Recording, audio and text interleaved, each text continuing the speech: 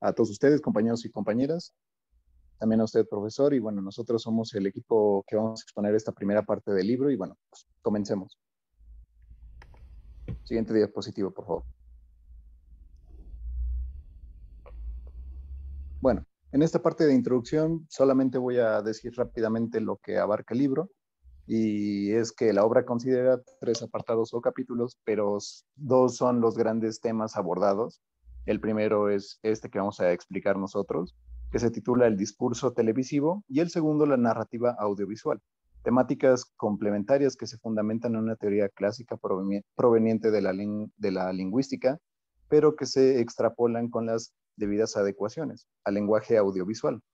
Para ello se ha recurrido a la ciencia más sólida de la comunicación, como lo es la lingüística, pero también y sobre todo a los siempre iluminadores principios de la semiótica, y en diferentes proporciones a la narratología, a la retórica y a la hermenéutica. El tercer apartado pertenece a cubrir una expectativa teórico-didáctica, razón por la cual se realiza una síntesis de los aspectos y temas claves abordados en la investigación, con las siguientes acotaciones conceptuales y metalingüísticas que faciliten el acceso a este complejo campo. En el análisis del discurso televisivo, correspondiente al primer apartado de la investigación, parte del entendimiento de la comunicación como interacción para abordar los presupuestos generales del discurso. Siguiente diapositiva, por favor. Bueno, empezamos con esta parte que es interacción y comunicación. La especie humana ha desarrollado una serie de mecanismos, tácticas y estrategias de comunicación. Todo ello todo ello ha implicado procesos de adaptación, confrontación, asimilación, de semiosis, de interrelación, convivencia, etcétera, en los diversos entornos y circunstancias sociales. Por interacción se debe de entender como la acción que se ejerce recíprocamente entre dos o más objetos agentes, fuerzas o funciones, etc. Y por interrelación, correspondencia mutua entre personas, cosas y fenómenos. Dentro de la lectura se asimila una interacción a todos los procesos de producción de sentidos que generamos los humanos cuando nos encontramos insertos en los diversos entornos, frente a otros humanos y otras especies. La interacción nos remite al proceso de significación, mientras que la interrelación nos acerca más al proceso de la comunicación, en donde la voluntad, la intención y el intercambio harían la diferencia. Finalmente, podemos decir que la interacción resulta ser una concepción más abarcadora y omnipresente que interrelación, cuya carga semántica la percibimos más restrictiva, pero más humana y emotiva. Siguiente diapositiva, por favor. Aquí, hoy. No, era la anterior. Hoy. La anterior, esa es. Está bien, gracias. Y bueno, aquí pasamos a tipos de interacción. Tenemos dos interacciones que se mencionan en la lectura, así que la primera sería la interacción mediática, implica contextos y sistemas de referencia temporoespaciales, generalmente distintos y requiere de soportes técnicos o objetales, mediante los cuales los participantes pueden establecer nexos. Estos son los casos de una conversación telefónica, del correo electrónico, del chat, de la correspondencia familiar o escrita sobre el papel. Y bueno, es una interacción que se requiere de mayor cantidad de referentes e indicadores contextuales para disminuir la posible ambigüedad que pudiera generar. De allí la necesidad de precisar los tiempos, la identificación personal, el lugar de procedencia, entre otros. Ahora pasando a la siguiente, que es la casi interacción mediática. Esta lo digo textualmente como lo aparece en la lectura, y es que utilizo este término para referirme al tipo de relaciones sociales establecidas por los medios de comunicación de masas. Esto lo dijo J. Thompson, 1998.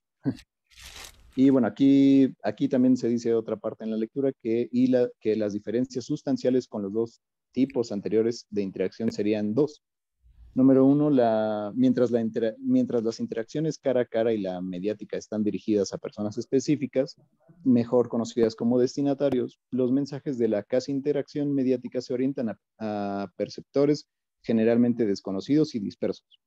Y número dos, esta diferencia está marcada por la unidireccionalidad o carácter monológico de la casi interacción mediática, mientras que las interacciones cara a cara y la mediática llevan implícito lo dialógico, factor que el último involucra en gran medida y lo que hemos denominado como interrelación. Siguiente diapositiva, por favor. Anterior. Eso está bien. Aquí pasamos a la parte del discurso, presupuesto. Bueno, el discurso, presupuestos generales. Bueno, en la concepción del discurso, variadas y múltiples son las visiones e interpretaciones que han cobrado este término. No solo en los estudios lingüísticos y retóricos, sino en los ámbitos de la semiótica y de las ciencias sociales en general. Desde la matriz lingüística saussuriana, si no me equivoco, en la pronunciación, discurso se asocia con el hecho del lenguaje denominado habla. Esto quiere decir con el uso particular y concreto de los sujetos sociales y que hacemos libremente de la lengua, lo que implica una deliberada asociación que significa que se concreta en un proceso sintagmático en un discurrir. El discurso es también un presupuesto semiótico que conlleva un tipo de producción significante que ocupa un lugar preciso en la historia y por ello estimamos que no solo debe concebirse como el uso de la lengua o circunstancia a esta realidad inanimadamente del sistema o inclusive como posible unidad formal del sistema lingüístico, sino más bien como el ámbito de la productividad semiótica, lugar donde los códigos se atraviesan con los contextos y donde en condiciones siempre específicas y concretas emergen los signos, no como hechos semióticos autónomos y preexistentes, sino como funciones signo-generadas por la propia dinámica discursiva. Desde una perspectiva comunicacional de orientación social, uno de los representativos estudiosos contemporáneos del discurso, Teua Van Dijk, si no me equivoco, ha definido el discurso como un evento comunicativo específico. En definitiva, desde un enfoque del discurso que rebase la restricción de la comunidad verbal, deberíamos convenir que el discurso, en su aceptación socioemiótica más amplia, implica una producción simbólica y significa que se genera, produce, circula y se consume en contextos y tiempos concretos, posibilitada por la interacción e interrelación de los sujetos en sus dinámicas socioculturales con la base de varios sistemas semióticos, recursos y procedimientos. Los dominios multidisciplinarios del discurso trascienden los ámbitos ante los aludidos. Pasamos a la siguiente diapositiva y con mi siguiente compañero. Sí, claro. Si me escucho mal o en algún momento me corto, me avisan, por favor. Antes de comprender el discurso televisivo, es importante comprender la teoría general de la enunciación. Y el referente teórico y principal de la teoría de la enunciación es el lingüista francés Émile Benveniste, que falleció en el año de 1976. Pero desde los años 60, Benveniste tenía la inquietud de recuperar al sujeto y de todas sus circunstancias donde se escribían en el discurso. La que sigue, por favor. Pereira en este texto recupera una cita de Benveniste que textualmente dice: la enunciación es poner a funcionar la lengua por un acto individual de utilización. El discurso se dirá que es producido cada vez que se habla. Esa manifestación de la enunciación no es sencillamente el habla. Hay que atender a la condición específica de la enunciación, que es el acto mismo de producir un enunciado y no el texto del enunciado, lo que es nuestro objeto. Este acto se debe al locutor que moviliza la lengua por su cuenta. La relación entre el locutor y la lengua determina los caracteres lingüísticos de la enunciación. La enunciación, entonces, supone la conversión individual de la lengua en discurso. En la enunciación consideramos sucesivamente el acto mismo, las situaciones donde se realiza, los instrumentos que lo consuman. Entonces, se da paso a una nueva concepción, al paso de la trascendencia discursiva. La que sigue, por favor. Entonces, ¿qué nos dice Benveniste? ya no es el sistema al que hay que describir, sino que es importante dar cuenta de cómo se producen los sentidos, en qué sentido, en qué circunstancias, el cuándo, con qué medios o instrumentos, para y con quiénes. Y esto hace referencia al acto de producir un enunciado, la enunciación en sí. Eh, ya que esto nos inserta en un escenario más amplio y más cercano a la subjetividad y a la misma intersubjetividad, a los efectos de la comunicación, a la diversidad extra y contextual. Pereira nos dice que en definitiva nos instala en el mismo discurso, cuyas significaciones nos proyectan a nuevas opciones teórico-metodológicas. La que sigue, por favor. Entonces, a partir de estos nuevos presupuestos de la enunciación, nos encontramos con Greimas, que en su diccionario le da a la enunciación dos acepciones. La primera nos dice que el concepto de enunciación tenderá a aproximarse al acto del lenguaje, considerando siempre la singularidad, pero nos da una segunda acepción que dice que la enunciación habrá siempre de concebirse como un componente autónomo de la teoría del lenguaje, como una instancia que prepara el paso de la competencia a la performance, al performance de estas mismas estructuras semióticas. Entonces, este deberá actualizar las estructuras realizadas bajo la forma del mismo discurso. Para nuestro campo de estudios va a ser importante, entonces, apoyarnos más en la segunda acepción, porque nos dice que es donde mejor nos inscribe nuestro campo de estudio, que es el discurso, y nos insta a definir otras nuevas categorías que van a ser de utilidad en el desarrollo de la comunicación. Y nos da las tres, como es el enunciado, la frase y entre otras. La que sigue, por favor. Entonces, a partir de esta acepción, segunda acepción y de las nuevas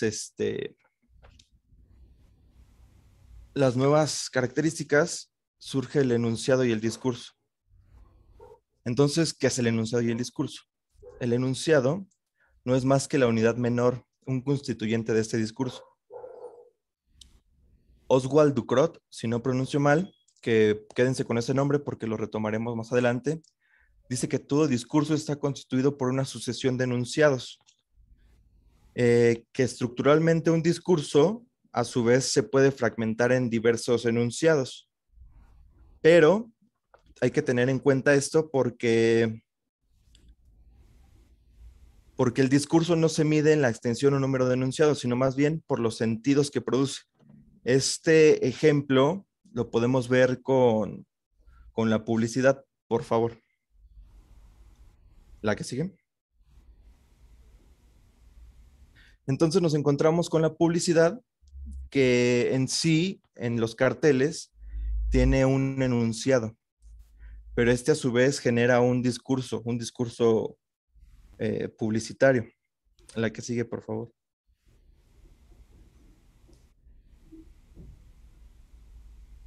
Ok, ahora entendamos la diferencia entre el enunciado y la frase. Volvemos a retomar a Ducrot. Ducrot deja bien en claro que el enunciado debe considerarse como una de las múltiples y posibles realizaciones de una frase. Entonces, otra cita que recupera Pereira es que el enunciado es una realidad empírica, es lo que podemos observar cuando escuchamos hablar a la gente. La frase, por el contrario, es una entidad teórica, es una construcción del lingüista que le sirve para explicar la infinidad de enunciados. Esto significa que la frase es algo que no puede ser observado. No oímos, no vemos frases, solamente vemos y oímos enunciados. La que sigue, por favor. Entonces, entendamos las diferencias o la diferencia entre el enunciado y la frase. El enunciado, a diferencia de la frase, conlleva sobre todo una naturaleza pragmática. Como se sabe, nos remite de manera particular a la intencionalidad o fuerza ilocutiva, solicitar, advertir, aconsejar, censurar, alabar, etc. Y a los efectos perlocutivos, contestar, obedecer y rechazar. Y en cambio la frase es una unidad que puede analizarse, desestructurarse, siguiendo una lógica gramatical, sujeto, predicado y sus modificadores. La que sigue, por favor.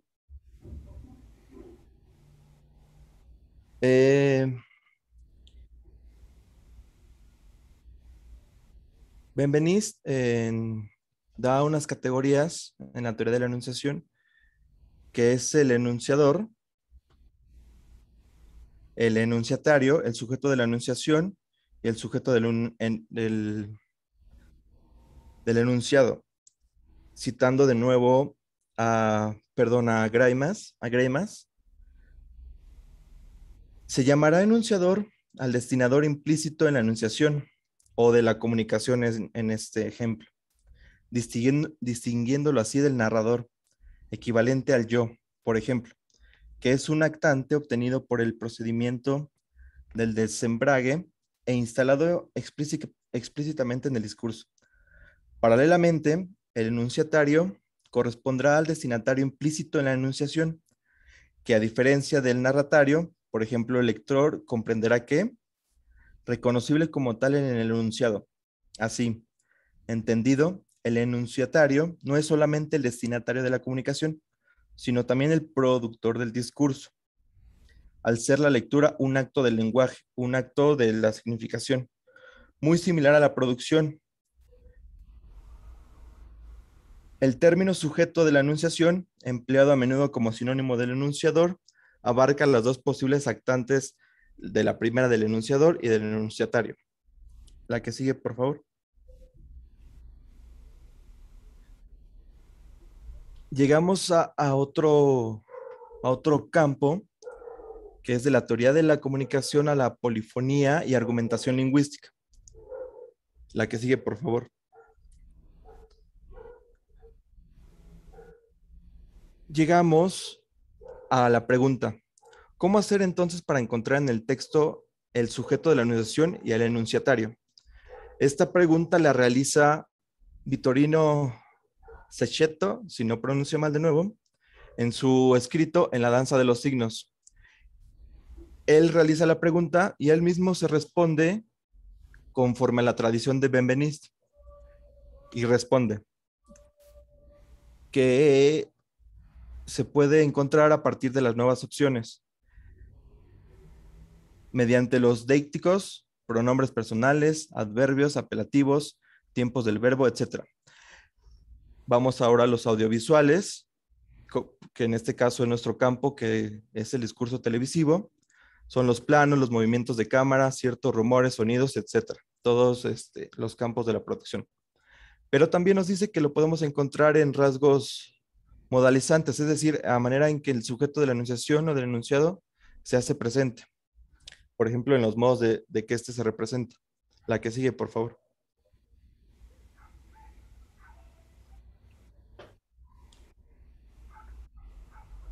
Volvemos con Oswald Ducrot, otro lingüista francés, que ya lo habíamos retomado al principio, pero Ducrot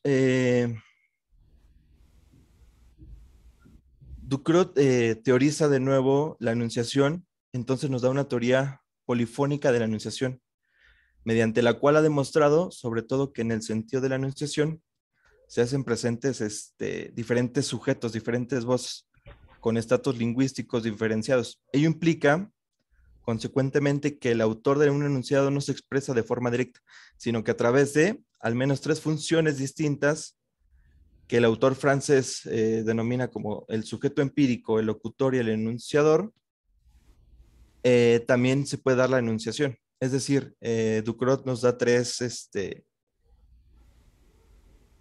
distintas acepciones a como lo hacía Greimas. La que sigue, por favor. Vamos a definir estas categorías. Lo primero es el sujeto empírico. ¿Cómo define Ducrot al sujeto empírico, lo define como el productor del enunciado, tal cual. Pero aquí tenemos un problema porque Pereira nos da el ejemplo de la televisión con la producción televisiva.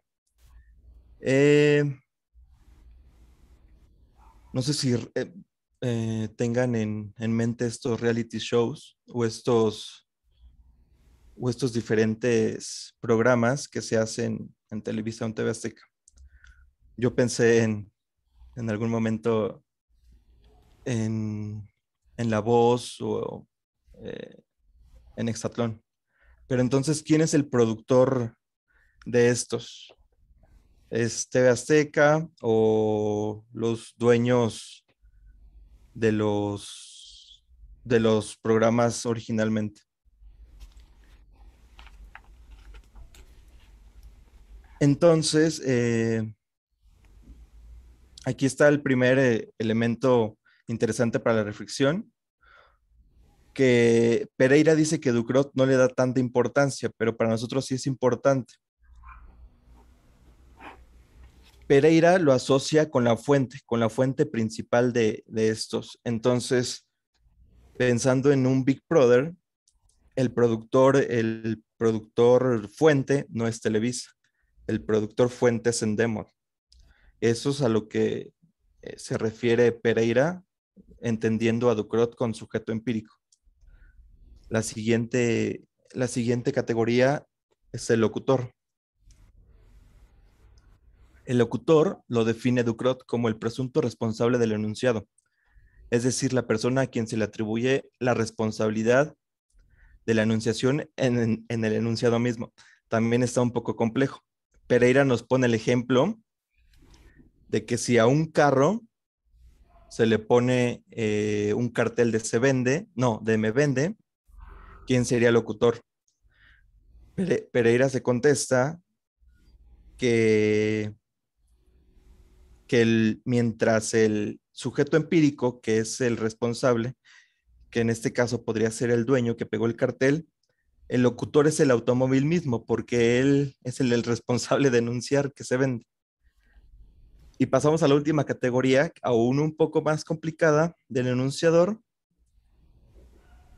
que dice Ducrot que el enunciador no es una persona física, sino son los orígenes de diferentes puntos de vista que se presentan en el enunciado. No son personas, sino puntos de perspectiva abstractos.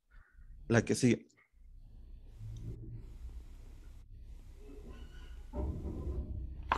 Ducrot da gran potencial al enunciador y nos dice que debemos reconocer el potencial discursivo del enunciador. El enunciador lo pone en el humor y en la negación, y que tiene que cumplir con estos 3 puntos. El primero, entre los puntos de vista presentados por el enunciado, por lo menos hay uno que obtiene que es absurdo, que es insostenible, en el mismo contexto en donde se presenta. El segundo es el punto de vista absurdo, no es atribuido al locutor. Y el tercero, en el enunciado no se expresa ningún punto de vista opuesto al punto de vista absurdo. No es rectificado por ningún enunciador. Entre los enunciados humorísticos, llamaré irónicos aquellos que el punto de vista absurdo es atribuido a un personaje determinado que se busca ridiculizar. Por eso estos puntos los insertan el humor.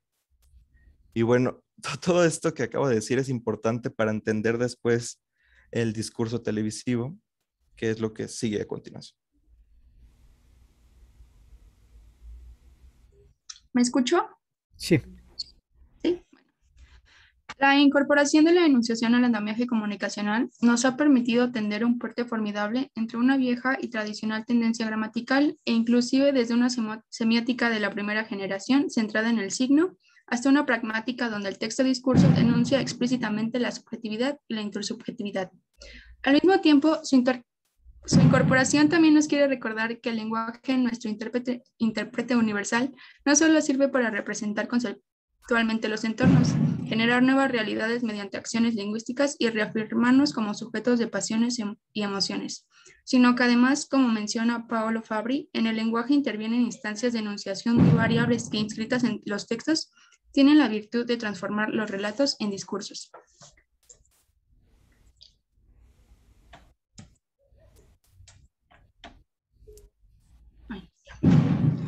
Entendemos al discurso como el texto de cualquier sustancia expresiva que, además de representar algo, represente e inscribe en su interior la forma de su propia subjetividad e intersubjetividad, mientras que la pragmática es la desimplificación del texto de sus condiciones de comunicación.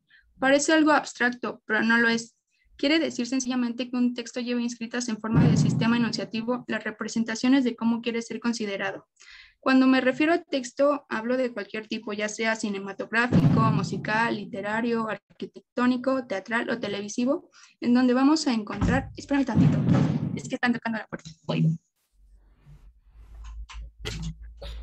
Cinematográfico, musical, literario, arquitectónico, teatral o televisivo, en donde vamos a encontrar en mayor o menor proporción marcas de interacción inscritas en el propio texto mediante procesos de enunciación. Para comprender los aspectos fundamentales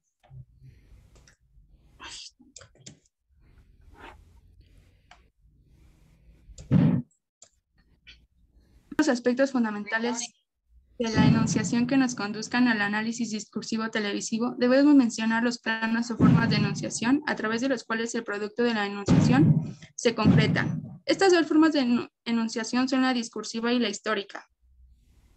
Nomenclatura que generalmente suele conocerse también como discurso y narrativa o narración, o también como discurso y relato. Sin embargo, la mayoría de los textos no presentan formas puras de discurso o de historia, sino que aún prevaleciendo algunas de ellas pasan de una a la otra. Con esto nos referimos que al cambio de nivel de la actitud de comentar a la de narrar o del discurso a la historia se ha llamado debrayaje.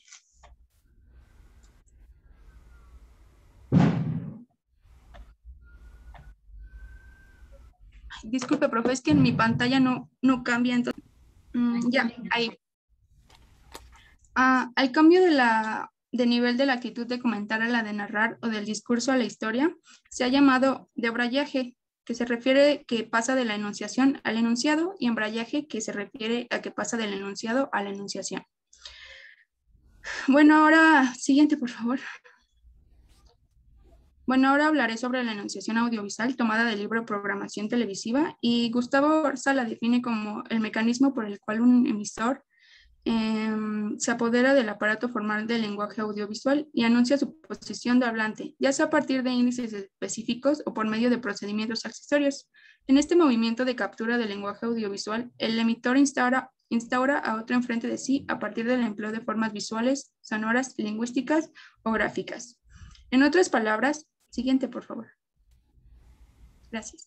En otras palabras, la enunciación audiovisual es la competencia y potestad que tienen los sujetos que participan en este proceso: enunciadores, enunciatarios, narradores, narratorios, sujetos empíricos o sujetos del enunciado, para apropiarse de las posibilidades semióticas de los lenguajes, recursos, tiempos, espacios, y así producir enunciados que suelen concretarse en textos discursivos cinematográficos, videográficos, televisivos o hipertextuales. Francesco Casset al respecto dice que la enunciación constituye la base a partir de la cual se articulan personas, lugares y tiempos, y ofrece el punto cero en los que se instalan y distribuyen todos los elementos que entran en juego, es decir, quién, dónde y cuándo. Siguiente, por favor. Gracias. Por otro lado está la enunciación televisiva. Según Gustavo Orza, este proceso se sistematiza en dos partes. La primera es que el enunciador captura el aparato formal del lenguaje audiovisual y lo pone en funcionamiento. Y el segundo es que en el enunciado audiovisual directo, diferido o grabado, emerge como el resultado del proceso previo de enunciación, y en él se inscriben personas, ya sea el enunciador y el enunciatario, y espacios y tiempo, ya sea un espacio real o un representado. Esta visión esquematiza. Si quieres le puedes cambiar, por favor. Gracias.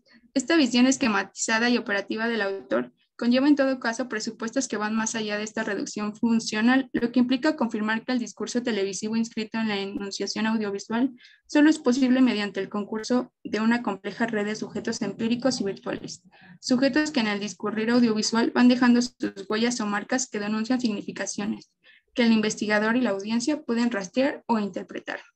De acuerdo con ORSA, el análisis de la enunciación televisiva ejecuta las tres siguientes operaciones. En la primera se dedica a rastrear marcas y cataloga a los sujetos, ya sea enunciador o ente productor del discurso televisivo, o en enunciatorio, televidente, y por último en sujeto del enunciado. El sujeto del enunciado puede ser un conductor, un invitado, un personaje, etc. La segunda es que rastrea marcas y cataloga los espacios. Dentro de estas se revisa que si es un espacio real de la reproducción discursiva o si el espacio del enunciado es real o ficticio. Y el tercero es que rastrea marcas y cataloga los tiempos. Se refiere a si el tiempo es real o si dentro de este también es, o analiza si este también es real o ficticio. Siguiente, por favor.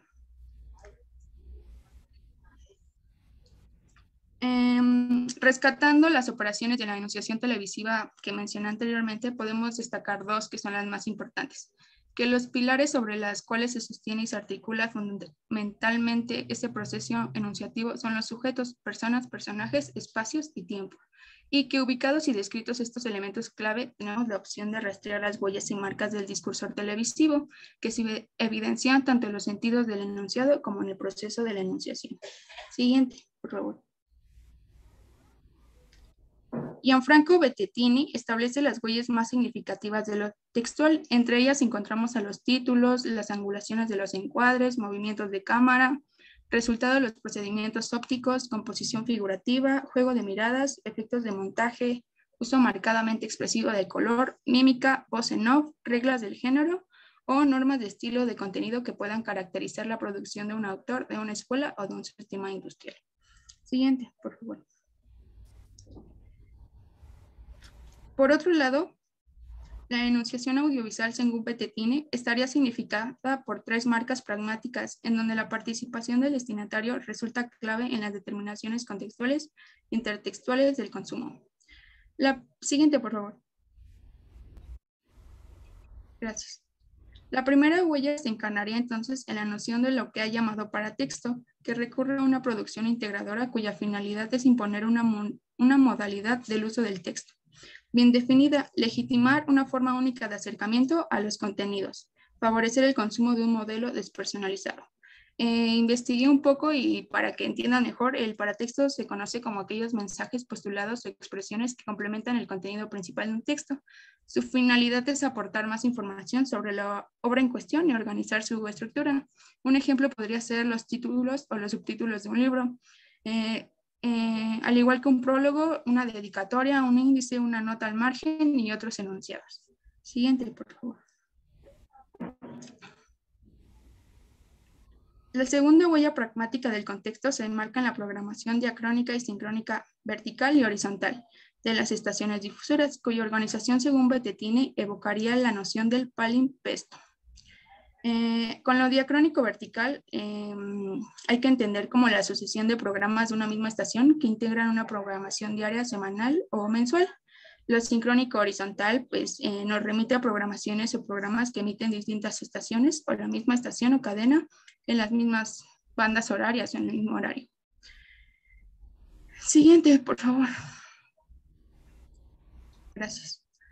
La tercera marca pragmática a la cual alude este autor italiano es la que tiene que ver con los géneros discursivos en los cuales se inscriben los textos y con estos géneros los sistemas semióticos y manifestaciones expresivas a los que se adscriben autores, directores, escuelas audiovisuales y productores.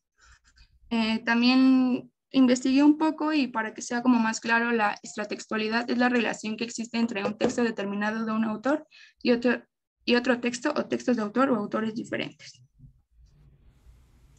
Siguiente, por favor.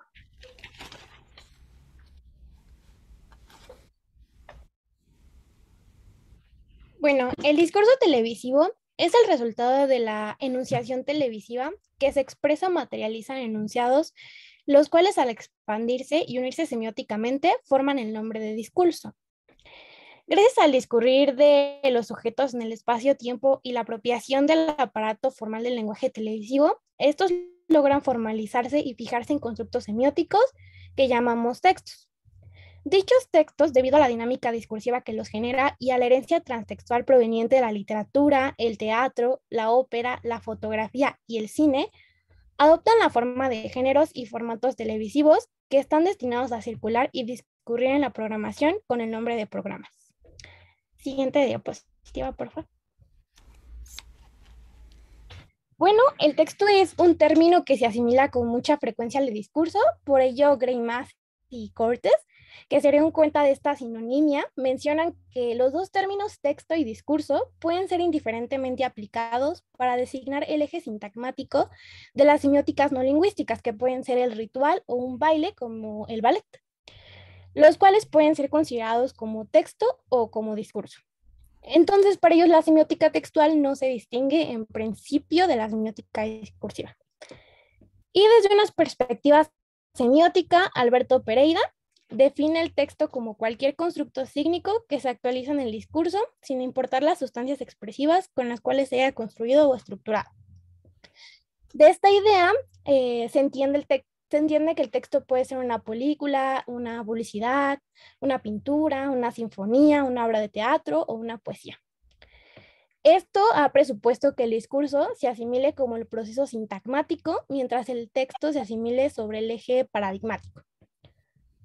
Y bueno, muchos teóricos homologan estos dos términos, el de discurso y texto, y cuando quieren unir los dos ejes de la comunicación, paradigma y sintagma, recurren al archilexema texto-discurso, construcción morfológica que connota la posición del analista y el observador antes que la del productor. Siguiente diapositiva, por favor. Y bueno, evidentemente hay autores que asumen discurso y texto diferenciadamente, lo cual es importante por su trascendencia conceptual, que resulta clave como objeto de conocimiento, y por sus repercusiones didáctico-operativas. Estas visiones provienen de representantes de dos disciplinas distintas, pero complementarias, que son la semiótica y la hermenéutica. Según Óscar Quesada, un semiótico peruano, lo que tienen en común el texto y el discurso es el sentido, pero lo que lo diferencia es su modo de existencia. De ello se desprenden dos conclusiones: que la categoría de texto no solo se aplica a los constructos lingüísticos, sino también a una ceremonia, a una tira cómica, a una obra de teatro o a un desfile. Y que ya no estamos hablando de texto como magnitud o conjunto significante, sino de un objeto de conocimiento. De esta manera, el texto queda configurado como el espacio material en el que se manifiesta y desarrolla la significación, siendo este proceso independiente de las diferentes manifestaciones textuales en las que se pueda aparecer.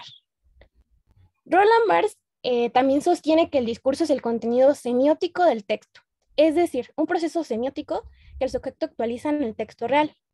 Y bueno, por lo tanto, los sujetos de la semiótica serían también sujetos contenidos en el texto. Siguiente diapositiva. Desde la perspectiva hermenéutica lingüística, Paul Ricoeur sostiene que las nociones de texto y discurso están emparentadas debido a que el texto ha sido definido como la fijación del discurso por medio de la escritura. Así la escritura fija la significación. Y con esto, Eugenia Contursi y Fabiola Fierro dicen que el texto se vuelve autónomo respecto del horizonte intencional finito de su autor, y el texto, a diferencia del diálogo, tiene la posibilidad de descontextualizarse de sus condiciones psicológicas de producción y recontextualizarse de otro modo a través del acto de lectura. Y aparte, el texto no tiene un destinatario determinado, sino todo aquel que sepa leer. Julia Kristeva asume el texto como productividad, y Greimas y Cortes mencionan que el texto es una productividad y el resultado de una actividad semiótica que, ubicado en el ámbito de la enunciación, termina actualizándose en el enunciado discurso. Esto nos lleva a visualizar la importancia teórico-conceptual de la enunciación como concepción fundante de la comunicación lingüística, y que también es pertinente en la aplicación del discurso televisivo y el audiovisual.